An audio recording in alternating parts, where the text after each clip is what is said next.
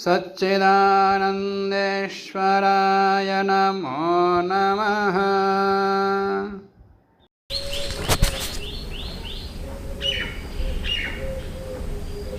भृगुवल्ली का 10वां अनुवाक। पीछे कहा था कि अन्नम बहुकुर्वीत, घर के अंदर खाने पीने के लिए भक्ष्य पदार्थ पर्याप्त रूप में रहना चाहिए और वो उसका उपयोग केवल अपने लिए ही नहीं और के लिए भी होना चाहिए। और अन्न का उपयोग किस उद्देश्य से होना चाहिए, किस प्रकार के व्यवहार होना चाहिए, वो आगे बता रहे हैं। न कंचना वसतो प्रत्याचिक्षित, कोई विद्वान अतिथि रहने के लिए, घर में रहने के लिए आ जाएं, उनका निषेध नहीं करना कि हमारे घर में नहीं रहना, और उनके लिए भोजन देना मना नहीं करना। भोजन आदि के लिए व्यवस्था पूरा प्रबंध कर लें। न कंचना वसतो प्रत्याचक्षित तद्व्रतम, ये भी व्रत ले लें। तस्मात् यया कया च विधया बहुवन्नम प्राप्नुयात्, इसलिए केवल अपने लिए ही नहीं, इतना पर्याप्त होना चाहिए कि कोई विद्वान अतिथि आदि आ जाएं, उनको भी खिला पिला सकें। इसलिए जिस किसी प्रकार से अन्न बहुत करना चाहिए, जिस किसी प्रकार से मतलब अंधाधुंध नहीं, धर्मपूर्वक अन्न को संग्रह करने के लिए, धनादि संग्रह करने के लिए जितने उपाय हैं उनमें से किसी उपाय से। तस्माद् यया कया च विधया बहुवन्नम प्राप्नुयात् आराधि अस्मै अन्नम इत्याचक्षते।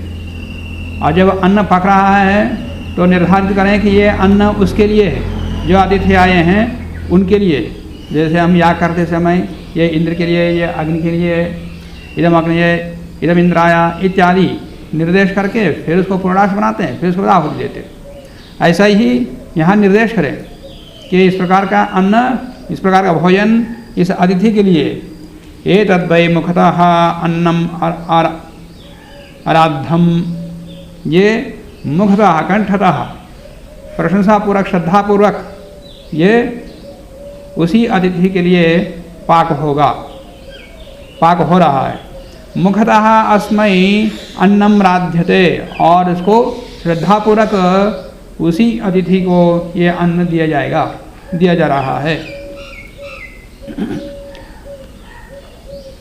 सा तद्वै मध्यतो अन्नम आराध्यम, तो अतिथियों में भी सब एक जैसे नहीं होते। उच्च कोटि के विद्वान श्रेष्ठ और मध्यम और अधम, इस प्रकार से स्तर के होते हैं, तो उसी प्रकार से व्यवस्था होनी चाहिए। तो सह तद वै मध्यतः अन्नम आराध्यम, और ये जो अन्न है ये मध्यम अतिथि के लिए मध्यम श्रद्धापूर्वक है। मध्यतः अस्मै अन्नम आराध्यते, उसी मध्यम अतिथि के लिए मध्यम श्रद्धा से इसका पाक हो रहा है। तस्मात् तद वा अन्नतो अन्नम आराध्यम,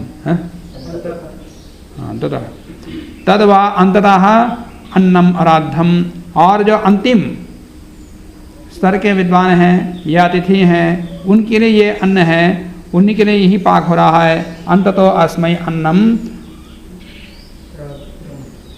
आराध्यते आराध्यते आराध्यते, उसी अंततः अंतिम उस विद्वान के लिए ये अन्न दिया जाएगा। यह एवं वेदा, इस प्रकार से अपना खाएं और घर में आए हुए अतिथि विद्वान इनका सत्कार पूर्वक यथोचित व्यवस्था करता है, भोजनादि का प्रबंध करता है। इस प्रकार जो जानता है तो उसका प्रयोजन क्या होगा? क्षेम इति वाची, उनके वाणी में क्षेम कल्याण होगा। और योगक्षेम इति प्राणापानयो, और योगक्षेम प्राप्त होगा। कर्म इति हस्त, और प्राणापानों में भी योगक्षेम, योग मतलब प्राप्ति, अक्षेम मतलब रक्षा। तो कर्म इति हस्तयो, हाथों में कर्म होना चाहिए।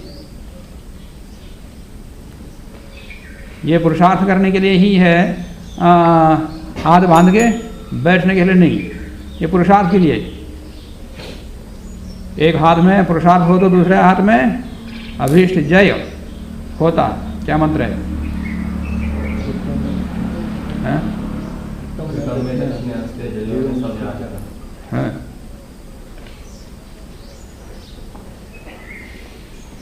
तो कर्म हस्तयो गति ही पादयो, धर्म कर्मों में हाथ आगे हों और धार्मिक मार्ग में चलने के लिए पैर हों। कहीं अच्छा काम हो रहा है कि वहाँ आगे करेंगे, वहाँ को क्या मिलता है, वहाँ नहीं जाना। सत्संग है, विद्वानों की संगति है, इत्यादियों में जाने के लिए हमारे पैरों में गति हो। विमुक्ति ही इति पायो, पायो में विमुक्ति हो माने मल प्रतिदिन शुद्ध रूप से साफ हो जाए, उधर की शुद्धि हो जाए। यदि मानुषी समाज्ञा, ये मनुष्य संबंधी शिक्षा है, मनुष्य संबंधी उपदेश है। जो कर्तव्य कर्म है उनको बता दिया। अथ दैवी, अब वो देव संबंधी कर्मों को बताते हैं। तृप्ति ही यदि वृष्टो, वृष्टि में तृप्ति हो, इतनी वर्षा हो कि तृप्ति हो, कि बिल्कुल ही अकाल ना हो और इतनी वर्षा हो जाए कि जैसे हानि हो जाए। जितना पर्याप्त है उतनी वृष्टि हो जाए। तृप्ति ही इति वृष्टो, इस प्रकार का व्यवहार सबका होना चाहिए। बलम इति विद्युति, विद्युत में बल हो तभी बादल छिन्न भिन्न होकर के वृष्टि होगी। यदि हल्की फुल्की बिजली हो तो फिर हल्की फुल्की वर्षा होगी। तो बलम इति विद्युति। यशः इति पशुषु, पशुपालन में यश हो, कीर्ति हो, इतनी पशु संपदा अपने पास हो। ज्योति ही इति नक्षत्रेषु, नक्षत्रों में ज्योति सदा बनी रहे। और प्रजाति ही अमृतम आनंदा इति उपस्थे, उपस्थेन्द्रिय में संतति को उत्पन्न करने का सामर्थ्य हो। सर्वम इति आकाशे, यह आकाश में सब कुछ प्रतिष्ठित है। तत्प्रतिष्ठा इति उपासित, आकाश में सब कुछ ब्रह्मांड प्रतिष्ठित है। इस प्रकार से ब्रह्म को प्रतिष्ठित करने वाला समझते हुए उसकी उपासना करें। इस प्रकार जो उपासना करता है प्रतिष्ठावान भवति, वो प्रतिष्ठित होता है। ऐसे उपासक प्रतिष्ठित होता। तन्मह इत्युपासिता, उसको बहुत बड़ा महान के रूप में उसकी उपासना करें तो महान भवति, तो ऐसा उपासक महान होता है। तन्मनः इत्युपासिता, और वो कवि है, क्रांतिदर्शी है, मननशील है। इस प्रकार सोचते हुए ब्रह्म की उपासना करें।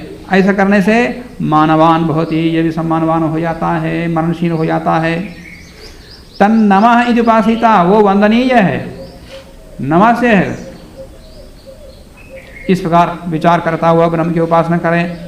ऐसा करें तो नम्यन्ते अस्मै कामः, यदि वंज समझ करके ब्रह्म की उपासना करने वाले उपासक को सारी कामनाएं उसको नम्य हो जाती, मन उनके प्रति आ जाती, कामनाएं पूर्ण हो जाती। तद ब्रह्मा इत्युपासित, उसको ब्रह्म के रूप में उपासना करें तो ब्रह्मवान होती, वो ब्रह्म वाला हो जाता है, ब्रह्म का साक्षात्कार हो जाता है। तद ब्रह्मणः परिमल इति उपासित, ब्रह्म को ब्रह्म के परिमल के रूप में उपासना करें, माने सबका नियंत्रण करने वाला। और एक रुद्र जो पाप कर्म करता है उसको दंड देने वाला, सबको नियंत्रित करने वाला दंड के माध्यम से। इस प्रकार से भी उसकी उपासना करें। ऐसे उपासना करेंगे तो उपासक भी किसी प्रकार का पाप कर्म नहीं करेगा। तो इस प्रकार की उपासना करेंगे तो पर्येणम म्रियन्ते द्विषन्ताः सपत्नाः, तो इस प्रकार की उपासना करने वालों के प्रति जो भी शत्रु हैं सब शत्रु शत्रुता को छोड़ देते हैं। पर्येणम म्रियन्ते द्विषन्ताः सपत्नाः, द्वेष करने वाले सपत्न शत्रु जो भी हैं वो मर जाते हैं। मर जाते मतलब उनकी शत्रुता मर जाती है। परि ये अप्रियाः भ्रातृव्याः, जो इस प्रकार के अप्रिय भ्रातृव्य हैं वे सब के सब शत्रुता को छोड़ देते हैं। सह यह च अयम पुरुषे यष्टो असो आदित्य, ये जो पुरुष है ब्रह्म है ये पुरुष में जो पुरुष में है और वही आदित्य में है, मैंने पूरे ब्रह्मांड में वही है। सह एक वो एक है। पुरुष में रहने वाला ब्रह्म अलग है, ब्रह्मांड में रहने वाला आदित्य आदि में रहने वाला अलग है, ऐसा नहीं है। सह यह एवं वित्त, जो इस प्रकार से ब्रह्म को सर्वव्यापक के रूप में देखता है, प्रत्यक्ष करता है, साक्षात्कार करता है, अस्मात् लोकात् प्रेत्य, इस लोक से जाकर माने इस शरीर से छूटकर एतम अन्नमयाद आत्मानम, तो प्रेत्या जाकर के क्या प्राप्त करेगा, किस प्रकार से प्राप्त करेगा, क्रमशः बता रहे। एतम अन्नमयम आत्मानम उपसंक्रम्य, इस अन्नमय शरीर अन्नमय रूपी आत्मा को छोड़कर, जो अन्नमय शरीर को आत्मा समझ रहा था उसको छोड़ करके एतम अन्नमयम आत्मानम उपसंक्रम्य, और प्राणमय को प्राप्त करता है, फिर प्राणमय शरीर को आत्मा समझने लगता है। तो एतम प्राणमयम आत्मानम उपसंक्रम्य, उस प्राणमय शरीर को त्याग करके एतम मनोमय को जाता है, फिर उस मनोमय को भी एतम मनोमयम आत्मानम उपसंक्रम्य, मनोमय शरीर को भी छोड़ करके एतम मनोमयम आत्मानम उपसंक्रम्य, मनोमय को भी छोड़ करके, ये दोबारा आ गया इसके अंदर, एतम विज्ञानमयम आत्मानम उपसंक्रम्य, विज्ञानमय आत्मा को भी छोड़ करके एतम आनंदमयम आत्मानम उपसंक्रम्य, आनंदमय अंत में आनंदमय कोश को भी, उस को भी छोड़ करके इमान लोकान कामान,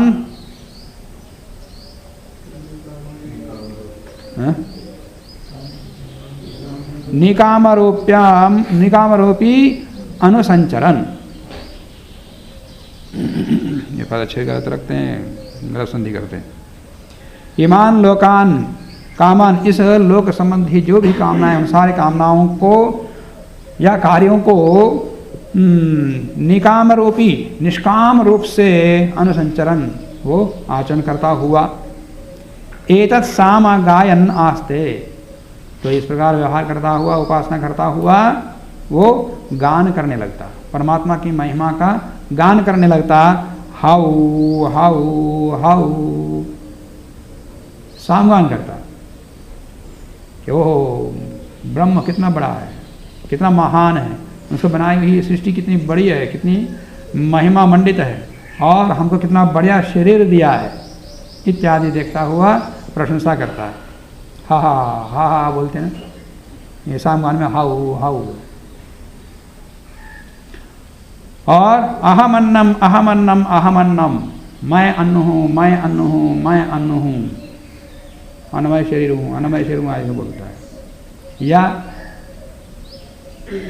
मैं किसी का अन्न हूँ, किसी को खाने का पदार्थ मैं देने वाला हूँ,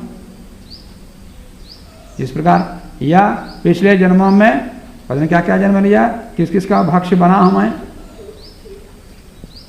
और इस समय मैं दूसरा अन्न को खा रहा हूँ। अहमन्नादा अहमन्नादा अहमन्नादा, अब मैं अन्न खाने वाला हूँ, मैं पहले अन्न के रूप में था, अब अन्न को खा रहा हूँ। क्या पता पिछले जन्म में शेर के मुंह में गया हूँ तो शेर का अन्न बन गए,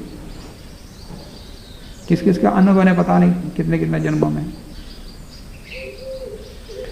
यहाँ इतना है मैं सबको अन्न देने वाला हूँ, मैं अन्न हूँ, तात्पर्य सब लोगों को अन्न प्रदान करने वाला हूँ, अन्न प्रदान करने वाला अन्न ही, और अन्न को खाने वाला भी। अहम श्लोककृत अहम श्लोककृत अहम श्लोककृत, मैं यश कीर्ति को बढ़ाने वाला हूँ।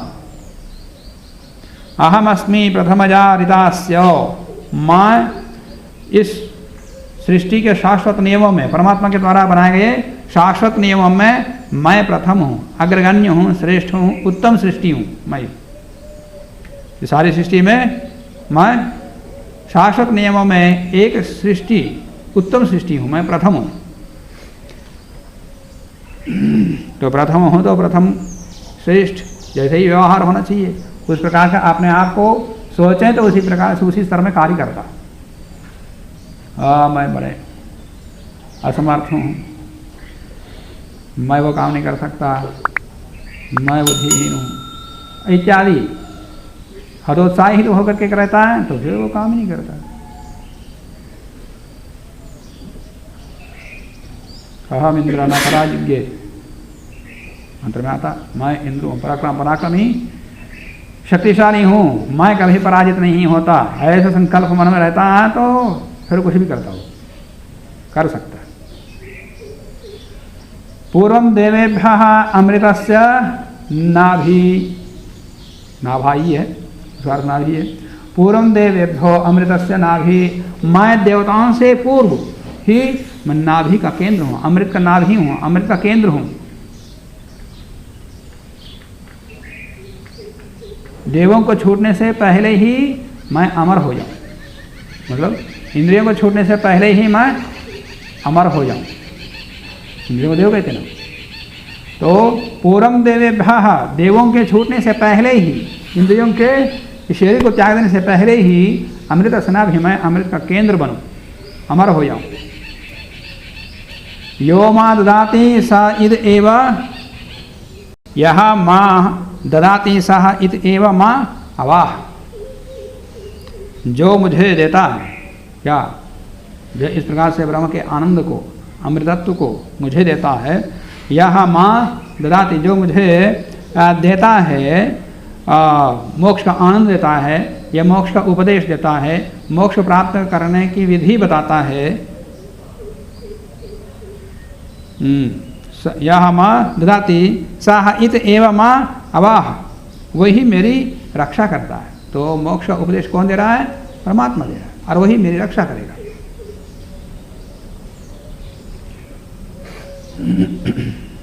क्योंकि सृष्टि बनाया उसी ने, भोग के लिए और अभोग के लिए, और मेरी रक्षा भी वही करेगा, वही कर रहा है।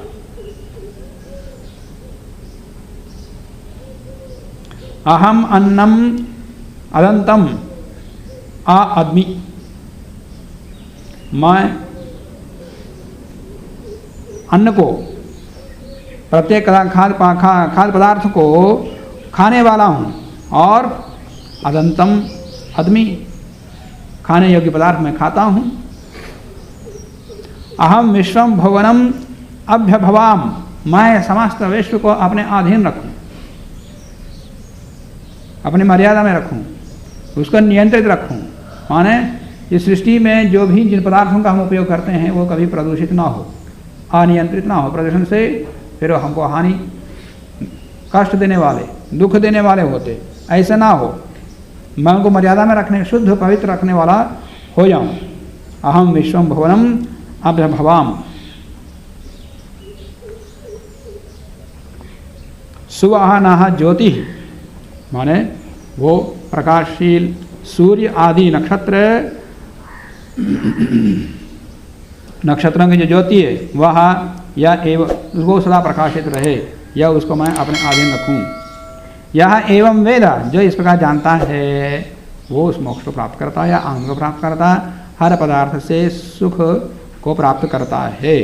इति उपनिषद, यही इस वल्ली का, भृगुवल्ली का ज्ञान है, जो जानने योग्य रहस्य विद्या है। यही है, इसको हमने बता दिया। तो इस अनुवाद के साथ ये उपनिषद भी समाप्त हो गया।